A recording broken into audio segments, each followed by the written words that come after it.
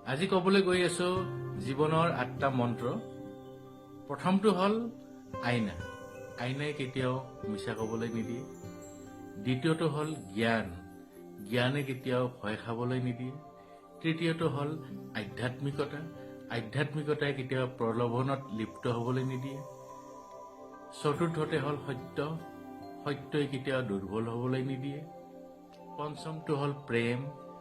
প্ৰেমে কেতিয়াও হিংসা কৰিবলৈ নিদিয়ে। তাৰপিছত আছে বিশ্বাস। বিশ্বাসে কেতিয়াও দুখ অনুভৱ কৰিবলৈ নিদিয়ে। তাৰপিছত আছে কৰ্ম। কৰ্মই কেতিয়াও বিফল হ'বলৈ নিদিয়ে। আৰু শেষত আছে লক্ষ্য। লক্ষ্যই কেতিয়াও আপোনাক শুবলৈ নিদিয়ে। আপুনি যিমানেই শুব, আপুনি লক্ষ্যৰ পিনে কেনেকৈ আগবাঢ়িব সেই কথাবোৰ ভাবি থাকিব। গতিকে এই 8টা মন্ত্ৰ সকলোৱে ফল' কৰা উচিত। ধন্যবাদ।